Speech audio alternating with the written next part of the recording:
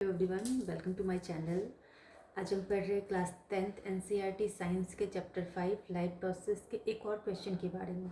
Question ये है कि ग्लूकोज के ऑक्सीकरण से भिन्न जीवों में ऊर्जा प्राप्त करने के लिए विभिन्न पथ क्या हैं।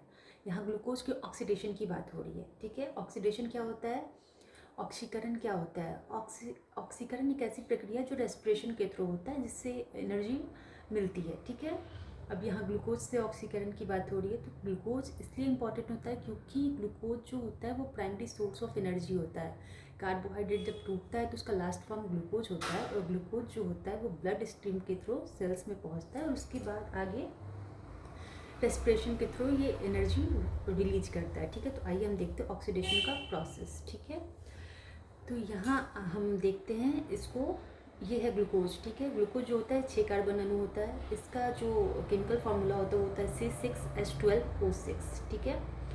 अब क्या होता है कि ग्लूकोज आया सेल में, सेल के साइटोप्लाज्म में, ठीक है। यहाँ होती है ग्लाइकोलाइसिस का प्रोसेस होता है, ठीक है। ग्लूकोज जो होता है वो पायरुवेट में टूटता है।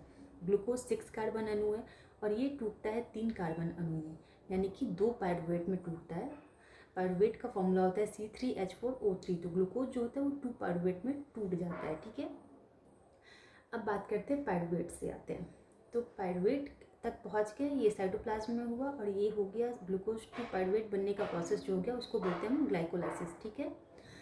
अब पायरुवेट क्या करता है कि पायरुवेट ऑक्सीजन की अनुपस्थिति में, अभाव में, उपस्थिति के आधार पर ये अलग अलग तरीक़ों से अलग अलग जीवों में अपना आगे का प्रोसेस करता है जिससे एनर्जी रिलीज होती है। तो पहले हम देखते हैं ऑक्सीजन की अनुपस्थिति में, ठीक है। ऑक्सीजन की अनुपस्थिति में अगर पायरुवेट ऑक्सीडेशन कर रहा है तो इस प्रोसेस को बोलते हैं एनएरोबिक रेस्पिरेशन, ठीक है।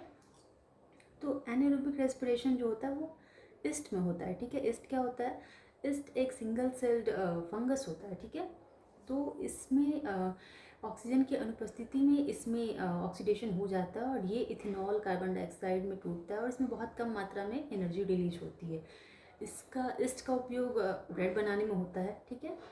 अब देखते हैं पायरुवेट जब ऑक्सीजन का अभाव होता है, मतलब ऑक्सीजन बहुत कम मात्रा में है, ठीक है। और ये जो ऑक्सीजन के अनुपस्थिति में, अगर ऑक्सीजन के अनुपस्थिति में पायरुवेट ऑक्सीडेशन कर रहा है तो ये साइटोप्लाज्म में ही होता है, ठीक है। ये साइटोप्लाज्म में ही होता है, ठीक है। हाँ, अब ये ऑक्सीजन का अभाव है तो पायरुवेट क्या करता है, पायरुवेट साइटोप्लाज्म में ही लैक्टिक एसिड में चेंज हो जाता है, ठीक है। तो फार्मूला वही फार्मूला रहता है C3H6O3, इसका फार्मूला है लैक्टिक एसिड का, ठीक है। और इसमें भी बहुत कम, मतलब एनर्जी सेम रह जाती है वही वाली, बस ऑक्सीजन का अभाव है। तो ये क्या करता है, पायरुवेट लैक्टिक एसिड में चेंज हो जाता है और ये हमारी मसल सेल्स में होता है, पेशी कोशिका में होता है, ठीक है। और यही लैक्टिक एसिड जब हमारी मांसपेशियों में जमा हो जाते हैं ना तो हमें थकान महसूस होती है, दर्द होता है, तो ये लैक्टिक एसिड होने के कारण ही होता है, ठीक है। अब देखते हैं ऑक्सीजन के प्रेजेंस में क्या होता है। तो जब सेल में ऑक्सीजन की मात्रा ज़्यादा होती है तो पायरुवेट क्या करता है, साइटोप्लाज्म से माइटोकॉन्ड्रिया में मूव कर जाता है। और माइटोकॉन्ड्रिया क्या होता है, माइटोकॉन्ड्रिया जो होता है वो power house of the cell होता है, ठीक है। तो माइटोकॉन्ड्रिया में प्रवेश कर जाता है, उसके बाद ऑक्सीजन की उपस्थिति में यहाँ ऑक्सीडेशन हो रहा है, तो इस प्रोसेस को हम बोलते हैं एरोबिक रेस्पिरेशन, ठीक है।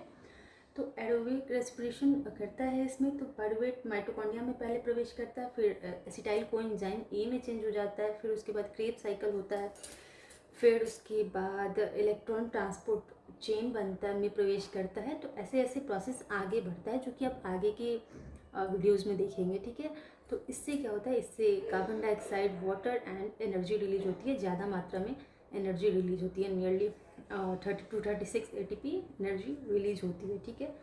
तो मुझे लगता है आपको ये समझ में आया होगा क्योंकि मैंने स्टेप वाइज समझाया है आपको। तो आप अगर एक भी चीज़ अगर आप नहीं छोड़ोगे, आप एक एक वर्ड को, एक एक जो फॉर्मूला है उसको समझोगे तो आपको ये चीज़ बहुत आसानी से समझ में आएगी। आप इसको रटने की कोशिश ना करें, आप इसको समझने की कोशिश करें तो आपको बहुत अच्छे से समझ में आएगा। सो आई होप आपको समझ में आया होगा। So thank you.